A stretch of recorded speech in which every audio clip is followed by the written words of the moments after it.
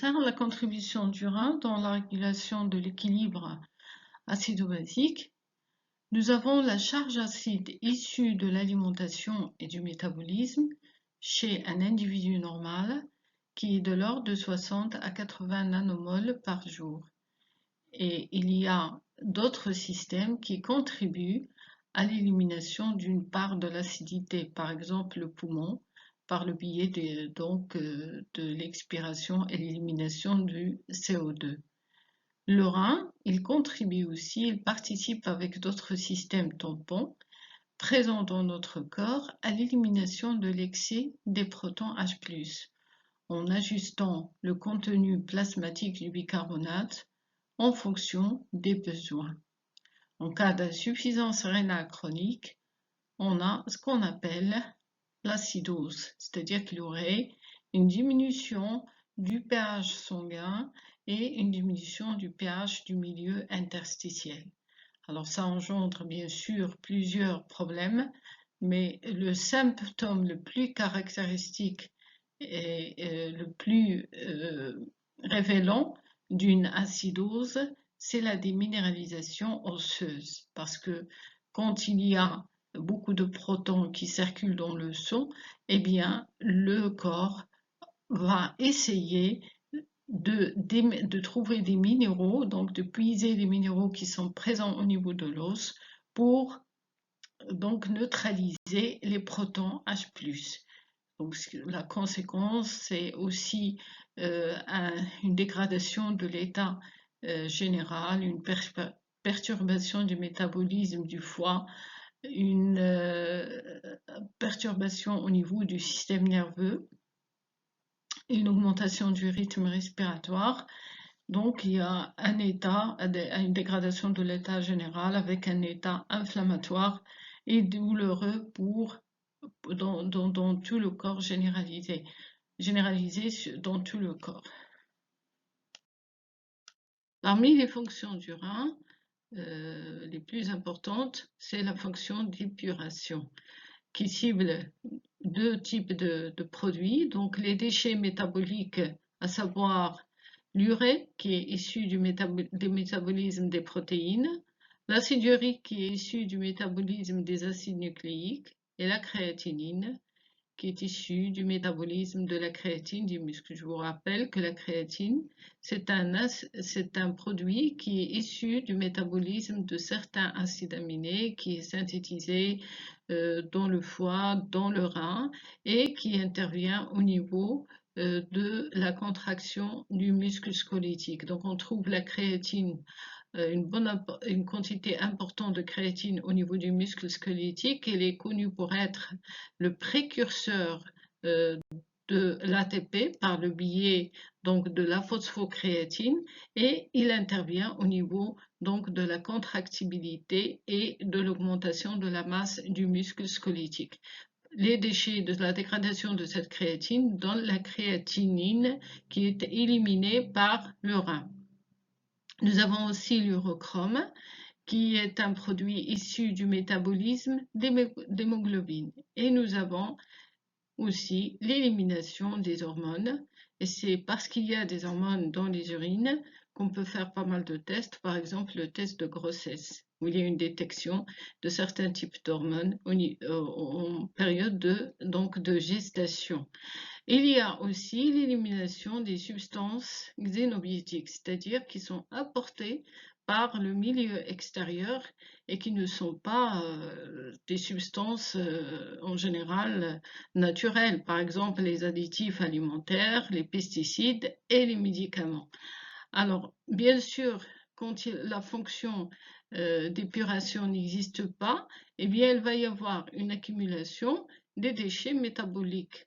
Même les déchets qui sont produits par notre corps deviennent nocifs et deviennent toxiques, en particulier l'augmentation de l'urée, l'augmentation de l'acide urique, elle peut entraîner une maladie qui s'appelle la goutte, en arabe naqras.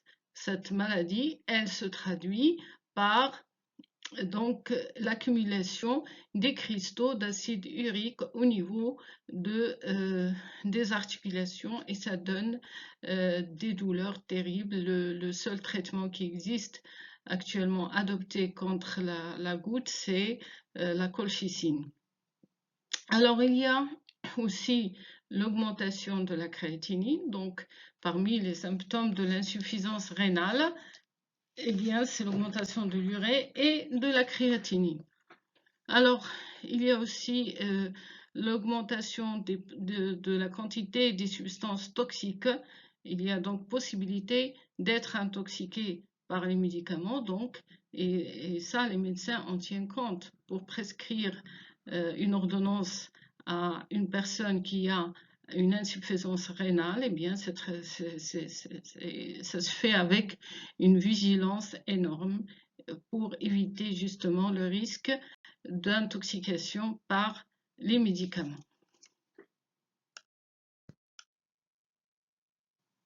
En ce qui concerne la fonction endocrine du rein, la première fonction, c'est la sécrétion de la rénine qui joue un rôle crucial dans la régulation de la pression artérielle systémique en agissant à la fois sur les vaisseaux et le volume sanguin. Vous avez déjà entendu parler du système rénine-angiotensine, je suppose, dans votre cours de circulation. Ensuite, l'érythropoïétine. C'est une hormone qui est sécrétée par le rein et qui stimule la production de globules rouges au niveau de la moelle osseuse en fonction des besoins. En particulier, lorsqu'une hypoxie se produit lors d'une randonnée à la montagne, par exemple. Le rein participe aussi à l'achèvement de la synthèse de la vitamine D3 par des hormones responsables de l'équilibre phosphocalcique. Comme vous le savez, la synthèse de la vitamine D3, elle se produit au niveau de la peau, mais elle donne une vitamine qui n'est pas active, c'est-à-dire sous l'effet des rayons UV, vous avez le cholestérol qui donne de la vitamine D3 qui n'est pas active. Et il faudrait qu'il subisse d'abord l'action d'enzymes hépatiques pour se transformer en un deuxième métabolite intermédiaire qu'on appelle la 25-hydroxyvitamine D3. Cette 25-hydroxyvitamine D3 doit subir l'action de certaines enzymes rénaux. Il y a d'autres organes qui participent aussi à l'achèvement de cette synthèse et qui va donner ce qu'on appelle la 1,25-dihydroxyvitamine D3. Cette dernière, c'est la vitamine qui est active et qui participe à la régulation du métabolisme phosphocalcique. Donc, je vous rappelle que la vitamine D3 qui est synthétisée au niveau de la peau sous l'action des rayons UV en agissant sur le cholestérol est inactif et il faudrait qu'il subisse d'abord l'action de certaines enzymes qui sont sécrétées au niveau du foie et ça donne un métabolite intermédiaire, ce dernier qui va subir encore l'action de certaines enzymes rénaux et qui va se transformer à la vitamine D3 active qui régule le métabolisme phosphocalcique. Alors, le dernier rôle du rein, c'est la régulation de la néoglycogénèse. Ce qu'il assure, et non pas la régulation, c'est qu'il assure la néoglycogénèse à côté du foie. Mais la majeure, c'est-à-dire cette fonction de néoglycogénèse est assurée en majeure partie par le foie, de l'ordre de 80% du métabolisme glucidique se déroule au niveau du foie, mais le rein intervient, et surtout en cas de jeûne prolongé.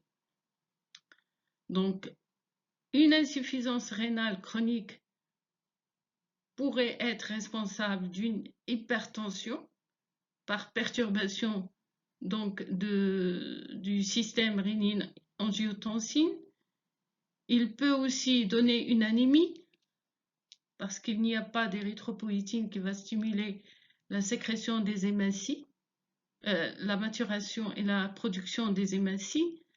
Et ça peut donner aussi une ostéoporose parce qu'il y a un problème de vitamine D3.